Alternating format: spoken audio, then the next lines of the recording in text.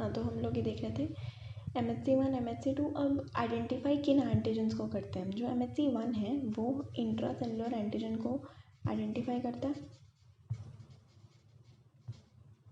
और ये जो है वो एक्स्ट्रा सेलुलर मतलब कि एक्स्ट्रा सेलुलर माइक्रोब है, माइक्रोब एक्स्ट्रा सेलुलर है कोई, ठीक है। इंट्रा सेलुलर की एग्जांपल है कि वायरल इन्फेक्टेड सेल है, क्योंकि वायरस ने तो अंदर जाना ना सेल के, वायरस ऐसे तो काम करता नहीं, उसके पास तो अपनी कोई मशीनरी है नहीं है, तो वो अगर वो होना चाहता है तो फिर वो किससे करेगा?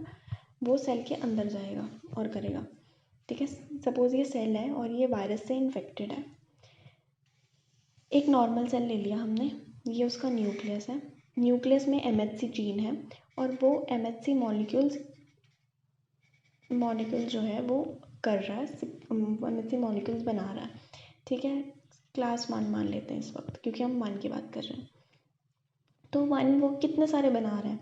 अब एक बात मैं आपको बताती हूँ, ये जो पार्ट होता है, ये वाला पार्ट जिसमें एंटीजन आके लगता है, एंटीजन का पेप्टाइड लगता है, ये वाला पार्ट दोनों में ही, ये MHC स्पेसिफिक होता है। मतलब एक MHC में ये चीज़ स्पेसिफिक होती है, ये वेरी करती रहती है, ये पार्ट वेरिएबल है हमारा, ठीक है, क्योंकि एंटीजन वेरिएबल है इसीलिए ये वाला पार्ट भी वेरिएबल है, ठीक है। और ये वाला पार्ट भी, इसमें हमने क्या पढ़ा? α3 जो सब यूनिट है उसके पास आके CD8 लगेगा और यहाँ पे β2 में, ये तो हमने पढ़ लिया ना।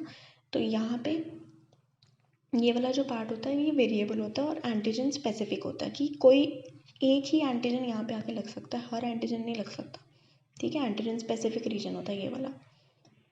पहले मैं नॉर्मली बता देती हूँ। नॉर्मली यहाँ पे MHC1 मॉलिक्यूल्स रिलीज हो रहे हैं। अब जो अंदर सेल है, ठीक है, सेल के अंदर कुछ प्रोटीन्स होते हैं, सेलुलर साइटोप्लाज्मिक प्रोटीन्स, प्रोटियोजोम ये एक है जो कि प्रोटीन्स को डाइजेस्ट करता है, उसको तोड़ता है, ठीक है।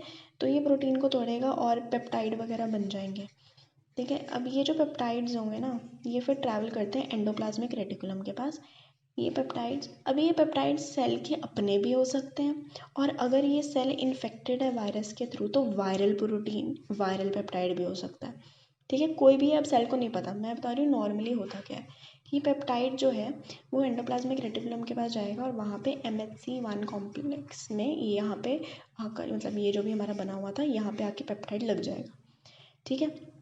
और फिर वो जाकर सेल के सरफेस के ऊपर आ जाएगा, ठीक है, और एक्सप्रेस कर देगा सेल के ऊपर, ठीक है। अब ये MHC1 मॉलिक्यूल जो यहाँ पे सरफेस पे आया, हर पेप्टाइड, कितने सारे पेप्टाइड बनेंगे, वो हर पेप्टाइड यहाँ पे आके अपना स्पेसिफिक ये वाली साइड ढूंढ के वो वाले MHC1 के साथ जुड़कर सरफेस पे आ जाएगा, ठीक है।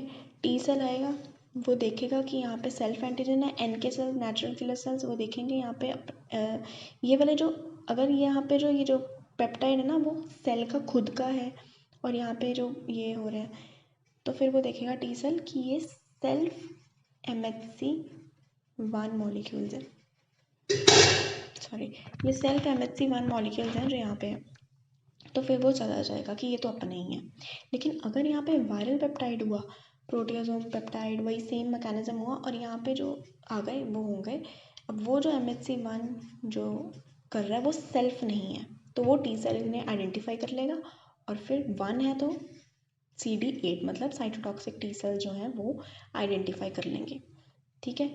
अब जो ये हमने एक बात कर, मैं आपको, हाँ, तो हमने देखा कि CD8 जो हैं, CD8 टी सेल्स वो MHC1 को ही आइडेंटिफाई करेंगे, वो MHC2 वाले को आइडेंटिफाई नहीं करेंगे। तो दिस इज़ MHC रिस्ट्रिक्शन, कि मतलब CD8 जो है वो MHC1 को आइडेंटिफाई कर पाएंगे और जो CD4 है वो सिर्फ MHC2 को आइडेंटिफाई कर पाएंगे।